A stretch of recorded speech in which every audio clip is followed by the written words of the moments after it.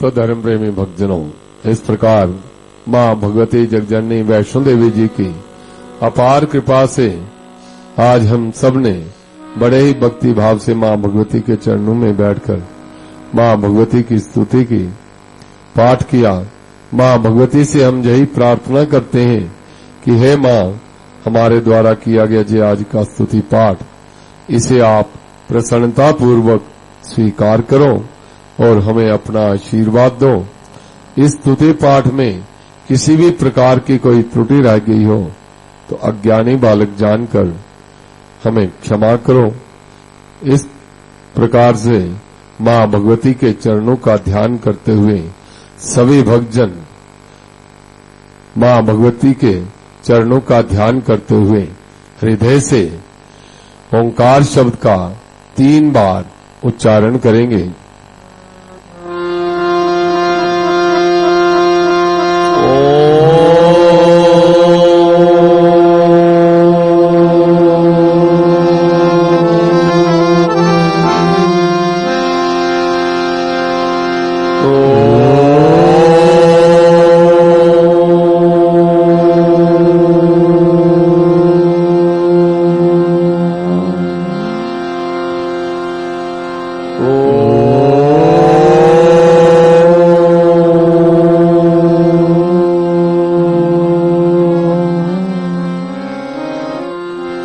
बोल सांचे दरबार की जय।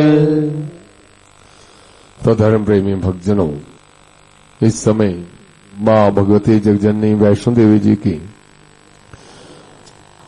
आरती की पवित्र बेला है।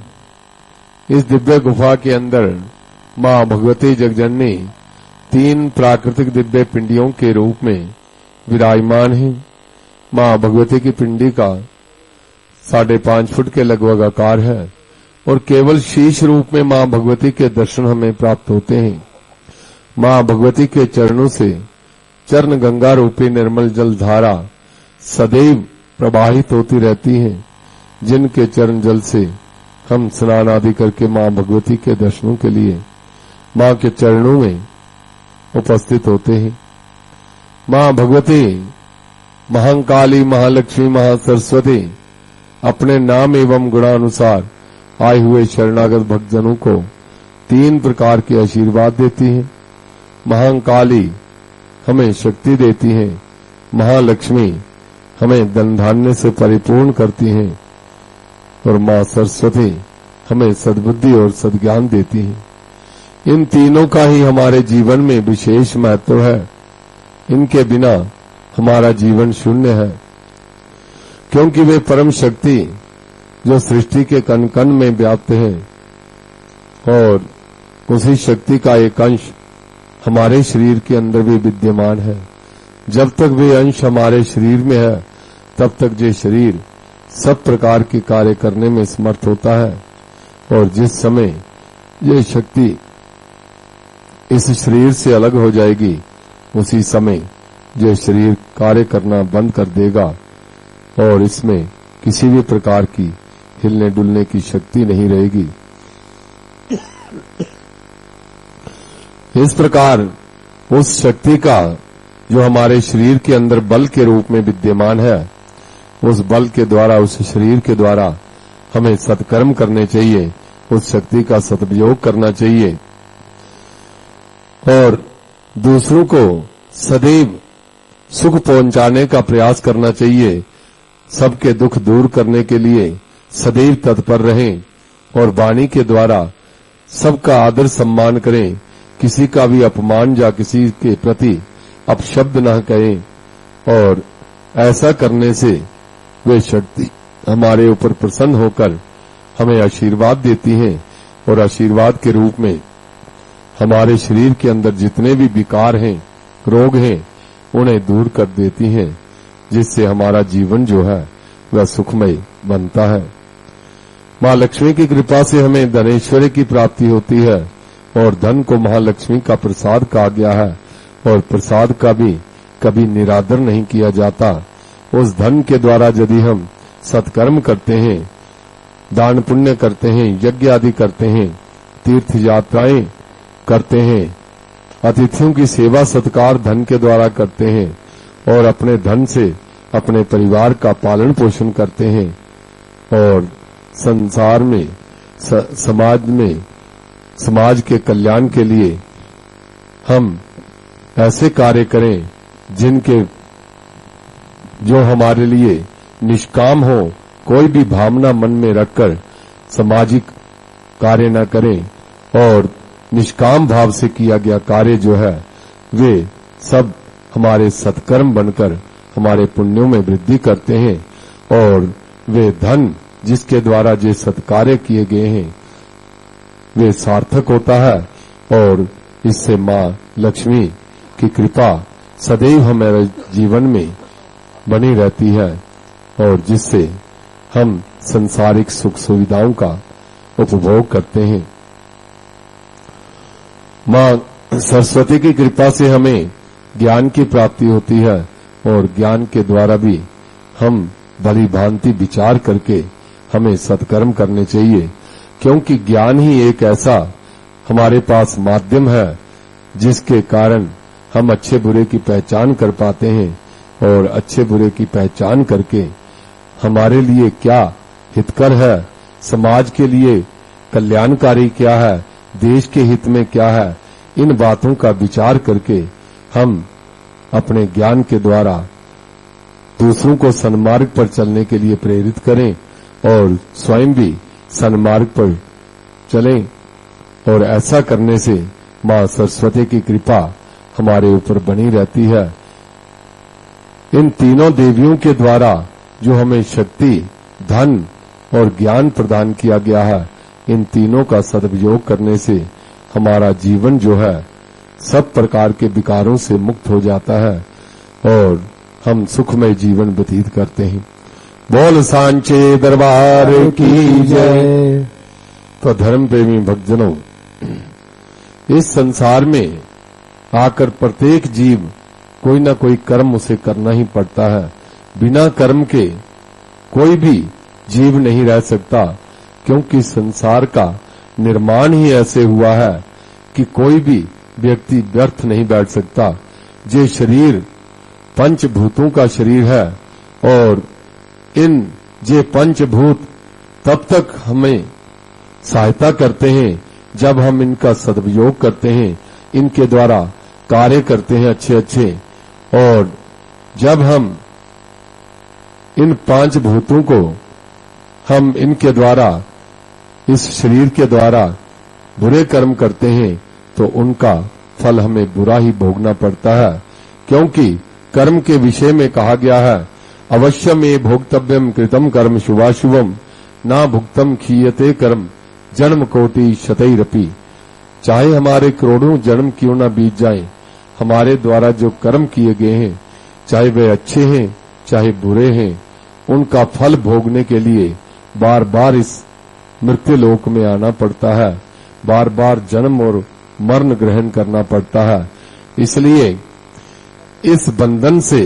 छूटने का एक ही उपाय है कि जो भी हम कर्म करें वे भगवान को अर्पित करें। किसी की सेवा करते हैं, उसकी सेवा न मानकर उसे भगवान की सेवा मानकर यदि हम बिना कोई वापस उससे अपेक्षा किए कि भाई ये हमारे काम आएगा, ऐसे बदले की भावना से कोई भी कर्म नहीं करना चाहिए। और जब हम किसी भी प्रकार चाहे अच्छा कर्म करते हैं कि मैं इसके साथ अच्छा करूंगा तो ये भी मुझे मेरी सहायता करेगा संकट के समय, इस प्रकार की जब हम भावना रखते हैं तो कर्म के बंधन में हम बंध जाते हैं, चाहे अच्छा कर्म है चाहे बुरा कर्म है। इसलिए कर्मों के बंधन से मुक्त होने के लिए हमें निष्काम भाव से बिना किसी आशा के कर्म करने चाहिए। क्योंकि एक समय की बात है कि महाभारत के युद्ध में जब भीष्म पितामह जी शरशैया पर पड़े हैं, अर्जुन के बाणों के द्वारा वे घायल होकर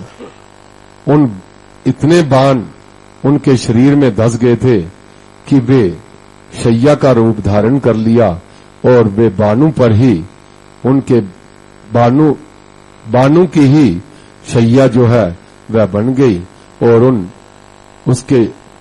भीष्म पितामह जी के शरीर में इतने बाण धस गए थे और परंतु फिर भी उनकी मृत्यु जो है वह नहीं हो रही थी। कारण कि भीष्म पितामह जी को पिता का वरदान था कि जब आप चाहेंगे इस संसार से जा सकते हैं, अगर आपकी इच्छा नहीं होगी जाने की तो आपको कोई भी इस संसार से अलग नहीं कर सकता। अर्थात आप जब तक जीवित रहना चाहें तब तक आप जीवित रह सकते हैं। आपके पास इच्छा मृत्यु का वरदान है और यही उस समय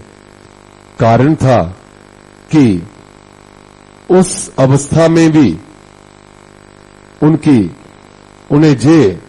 इंतजार करना पड़ा, प्रतीक्षा करनी पड़ी कि सूर्य नारायण अगर उत्तरायण हो जाएं तो शास्त्रों में कहा है कि उत्तरायण सूर्य में जिसकी मृत्यु हो तो उसकी ऊर्ध्व गति होती है, अर्थात वह मुक्त हो जाता है। और यही कारण कि कुछ दिन अभी शेष थे उत्तरायण होने में और उस समय सूर्य दक्षिणायन चल रहे थे, तो उत्तरायण की प्रतीक्षा में वे कष्ट सह रहे थे। और उस समय भगवान श्री कृष्ण जी उनके पास आते हैं और उन्हें प्रणाम करते हैं। और उस अवस्था में भीष्म पितामह जी जब श्री कृष्ण के इस प्रकार के वचन सुनते हैं, उनकी वाणी उनके कानों में जाती है, तो भीष्म पितामह जी भगवान श्री कृष्ण जी से कहते हैं कि हे भगवान, मुझे ये कष्ट किस लिए है, मुझे इतने दिन का इंतजार क्यों करना पड़ रहा है, क्या कारण है? मुझे अपने पिछले 100 जन्मों की सुधि है, मुझे मालूम है पिछले 100 जन्मों में मैंने क्या क्या कर्म किए हैं, क्या पुण्य क्या पाप किए हैं, परंतु मैंने कोई अपने 100 जन्मों में ऐसा कोई भी कर्म नहीं किया जिसका इतना दुखदाई फल मुझे भोगना पड़ रहा है इस समय। तो उस समय भगवान श्री कृष्ण कहते हैं कि कर्मों की गति बड़ी न्यारी है, क्योंकि बिना कोई कर्म के किसी भी प्रकार का कोई फल भोग नहीं सकता। अवश्य ही आपने कोई ऐसा बुरा कर्म किया है, मैं आपको दिव्य दृष्टि देता हूं, आप 100 जन्मों से पीछे चले जाएं, पीछे के जन्म देखें और जहां आपको कुछ मिलता है तो वे बताएं। तो तब भगवान कृष्ण की कृपा से भीष्म पितामह जी ने अपने 100 जन्मों से पूर्व देखा, तो देखा कि किसी जन्म में वे एक ब्राह्मण थे और संध्या बंदन करने के लिए वे नदी में गए और प्रातःकाल स्नान इत्यादि करने के उपरांत उन्होंने संध्या बंदन किया और संध्या बंदन करने के उपरांत वे सूर्य नारायण को अर्घ्य देने लगे। और नदी में जैसे ही उन्होंने जल में हाथ डाला, जल अंजलि में भरा, तो देखा कि एक सांप जो है वे उनकी अंजलि में आ गया उस जल के साथ। तो उस समय उन्होंने अपने विचार किया और उस सर्प को जो था वे अंजलि उन्होंने बाहर पीछे फेंक दी कि जे पानी से बाहर निकल जाए, परंतु अनजाने में क्या हुआ उन्होंने पीछे मुड़कर नहीं देखा। वे सांप जो था एक कंटीली झाड़ियों के ऊपर जाकर गिरा और उसके शरीर में बड़े बड़े कांटे जो थे वे उसके शरीर में धस गए और कितने दिनों तक वे सांप जो है उन झाड़ियों पर उसके शरीर में वे कांटे चुभते रहे और कितने दिनों के बाद उसकी मृत्यु हुई। तो जब ये दृश्य उन्होंने अपने पूर्व जन्म में देखा तो अपने सारा वृतांत उन्होंने भगवान को बताया तो भगवान ने यही कहा कि चाहे हम जानबूझकर कर्म करें, चाहे अनजाने में करें, क्योंकि हमसे कभी अगर कोई गलती हो जाती है, कोई त्रुटि हो जाती है, तो हम कहते हैं ये अनजाने में हो गई और इसका दोष हमें नहीं लगता, परंतु ऐसी बात नहीं है। दोष सबका लगता है। अनजाने में एक छोटा बालक होता है, वे अनजाने में आग के बीच में अगर हाथ डाल दे तो क्या आग उसे माफ कर देगी? कोई व्यक्ति दवाई पी रहा है और दवाई के साथ ही एक विष की बोतल पड़ी हुई है और उस शीशी में एक दिन गलती से वह दवाई के स्थान पर वह विष पान कर लेता है, तो क्या विष उसे जीवन दान देगा? विष ने अपना काम करना है। इसलिए कर्म जैसा भी हो उसका फल हमें अवश्य ही भोगना पड़ता है। इसलिए कर्मों के बंधन बहुत गहरे हैं और जे करोड़ों जन्म चाहे हमारे बीत जाएं, हमारे द्वारा किया गया कर्म तब तक हमारा पीछा नहीं छोड़ता जब तक हम उसके फल को चख न लें। इसलिए हमें कर्म करते समय बड़ी सावधानी बरतनी चाहिए कि हम जो कर्म कर रहे हैं इससे किसी को कष्ट तो नहीं हो रहा है, किसी को दुख तो नहीं हो रहा है। और इस प्रकार जहां भी जाएं, अगर हम तीर्थ यात्रा ही करने जाते हैं तो तीर्थ यात्रा में हम चल रहे हैं, हमारे साथ और भी कई लोग चल रहे हैं, परंतु सबके साथ मीठा व्यवहार रखें। अगर कोई हमारे साथ कुछ अभद्र कर भी देता है तो फिर भी तीर्थ यात्रा करते समय हमें उसे क्षमा करना चाहिए, क्योंकि हम एक उद्देश्य लेकर, हम एक कामना लेकर भगवान के चरणों में तीर्थ स्थान में जा रहे हैं कि हमारा जे कार्य जो है वह पूर्ण हो जाए। तो इसके निमित्त हम जे तीर्थ यात्रा कर रहे हैं, परंतु जब उसके साथ लड़ाई झगड़ा करेंगे तो वे तीर्थ यात्रा जो है हमारी सफल नहीं होगी। उल्टा हम पापों की गठड़ी लेकर हम घर आएंगे। इसलिए कर्म कोई भी कहीं भी करें बड़ी सावधानी से करना चाहिए, तभी हम कर्मों के बंधन से मुक्त हो सकते हैं। और कर्म करते समय यही हम विचार करें, हम अगर किसी की सेवा सहायता भी कर रहे हैं, वे उसके रूप को न देखें, उसमें भगवान का रूप जानकर भगवान के निमित्त हम उसकी सेवा कर रहे हैं, ऐसा जानकर जो कर्म किया जाता है भगवान को समर्पित करके, भगवान कहते हैं कि उन कर्मों का बंधन जो है वे उस कर्ता को नहीं भोगना पड़ता और वे कर्म बंधन से मुक्त हो जाता है। बोल सांचे दरबार की जय। तो मां भगवती के चरणों में भजनों की बेला है। भजनों के द्वारा हम मां भगवती की आराधना करेंगे, स्तुति करेंगे। तो मैं सर्वप्रथम निवेदन कर रहा हूं श्री जयपाल जी